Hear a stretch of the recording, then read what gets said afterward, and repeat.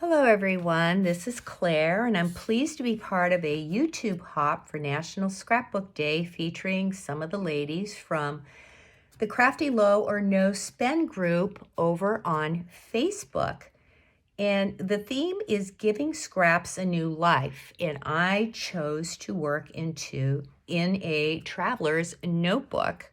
Now, this is a great size for me because I scrapbook 8x8 pretty exclusively, and it's not a stretch for me to begin to create in a traveler's notebook because each page is 4 inches, 8 inches down. It's somewhat similar to the 8x8 layouts that I enjoy creating, but it's pretty funny about the traveler's notebook. I tend to be a little more adventurous when I am scrapping in this notebook. I do more journaling. I am more apt to do, fun little things like this. This page, for instance, this is a large rub-on. I have the one photo here. This is probably a little smaller than 4x4, but this was all things that were left over from other projects. And I just went crazy with all the phrases and the hearts, and I really like this a lot. It really complements this photo. I did a lot of matting in behind here because all of this was left over and it was just going to get thrown in a bucket. So I said, go for it. Throw it all on the page. And again, here is the Christmas one. It's pretty exuberant, but I think it works well. We had the huge Santa, and I found this little card.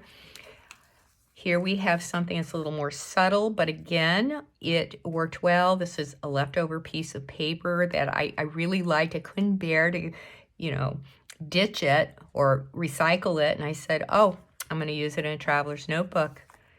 Here, I actually did stamping, which I don't do generally on an 8x8 layout. It's just something that I don't think to do. But again, for some reason, when I open up this little book, I feel more creative. I feel a little more freedom to kind of do some fun stuff. Here's more journaling. Took out my punches, did a fun little cut here. Again, we have, we love those little bath time photos, don't we? Puffy stickers. This is about as tall or as much puffiness or lump and bump as I will do in a notebook because I want to be able to close it, and the more you do, the more it splays out like this, and it's really difficult to store them.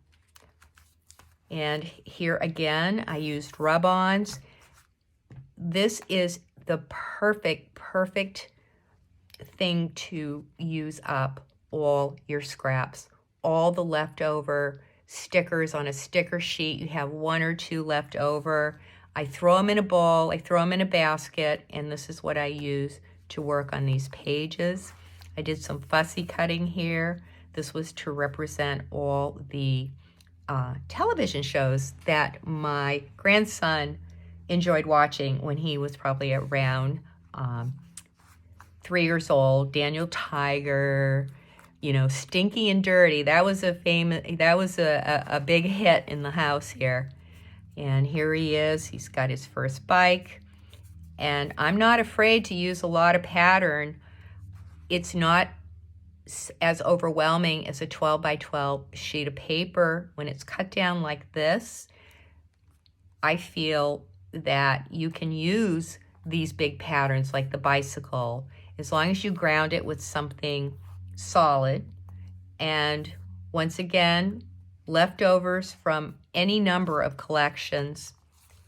This paper was super overwhelming to me. It was a big print. It was hard to decide where I was going to be putting the photographs. And I ended up cutting it down, and it's a great accent for this fun picture. I put in the sun. I added my journaling over here, some rub-ons, and here you have it. Another fun layout in the traveler notebook size. I don't tend to bring the paper across the page. I will cut it in 2 separate pieces.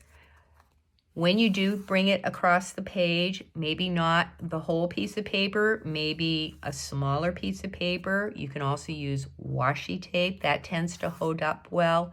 But when I have gone across the page like this, it tends to tear because you're opening and closing it, and it's a little tough on a piece of paper, especially a thinner piece. But then again, if you use something much heavier like cardstock, it just doesn't fold properly. And we have a couple of other layouts here. This is one where I use scraps to highlight the journaling on the page. And I even managed to put this super huge die cut here. It has its own spot. It enhances the 2 photos over here. And you wouldn't think you could get all of this on such a small area, but let your mind go. It's just so much fun. Here I did some fussy cutting from the paper, and I popped them up on Pop Dots. And I have stickers and hearts and enamel dots, and hey, you can go nuts with this. So, having shown you these examples, I'd like to get started with a little class. And these are my measurements here. And this is the book I'm going to be working in. And I'm going to start with 2 1x8 pieces of paper. Again, this was left over from another project, so we have that. We have 2 7.5. I'm hoping you can see this. 2 7.5 by 2 inch wide pieces of paper. We have 2 rectangles that are 3 by 5.5. The photos are approximately 3 by 4, and I did a small 1/16 mat around the photo so it could pop up a little bit. And here we go. This is where we're going to do the placement. The 1x8 pieces of paper are going towards the edge on each side. And then we will place the 2 by 7.5 pieces of paper here and over here. And next we'll place our rectangles. And I won't put them directly adjacent to each other. I'm going to put one up a little bit higher, one a bit lower, just for a little bit of interest on the page. Excuse me as I keep knocking these out of whack here, but you get the idea. And so this photo is going to go here because his face is facing this way. And this one will go here because he is facing the other way. And I'm going to move that down a little bit. Here we go. And I have some embellishments that I rescued from my color bin and my leftover sticker sheet materials. And I really hate to throw anything away, but here we go. I decided to do something round here because there's so many straight lines on this layout, and we'll do something round on this side over here. Okay, let me move that back so you can get the measurements. And I'm going to place this little happy wording right here, and I'm going to overlap it on the circle. And on this circle, I'm going to have a little phrase, and it says Little Adventures. Here I took a word phrase on some leftover piece of paper that I cut into an arrow. And we're going to put this down here. It says A Day in the Life. And yeah, get it on there. Sorry about that, folks. Here it is. You get the idea. I will adhere this at some moment in time. Anyway, here we are. We're going to place this striped paper. It matches up with the striped paper over on this side.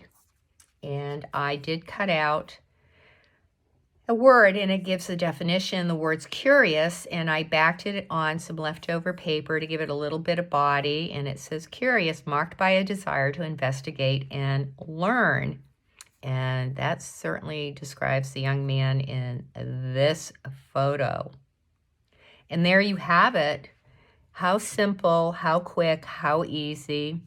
Few embellishments, a couple of photographs, a few strips of scrap paper, and you have a layout here in a traveler's notebook. Now, I may add some doodling going around the page. I'm certainly going to add a date and a little bit of journaling here, and this is complete. So I hope you enjoyed this little class, and you'll consider trying out the Traveler's Notebook. It's a very portable way to do some scrapbooking. If you're traveling, you're out in an RV, you have a long car ride, bring a few pieces of paper. You can put everything in a little basket. The other thing you can do is to do all your layouts and bring this along and do some journaling and, fill up your book. Highly portable. That's why I like it. Sometimes when I'm going to a all-day crop, this is what I'll bring with me, and I'm not hauling in huge, wagons full of things. I have this to work on.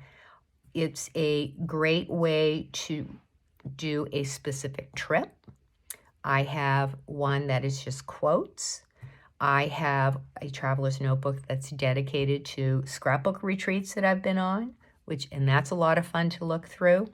So give it a shot. I've known people, if you can't get a hold of one of these, but they're fairly readily available at your big box craft stores, or you can order online. And I've known people who have actually made their own, and there are multiple tutorials on that, and you can go to Pinterest as well and give it a shot. I think you'll enjoy it.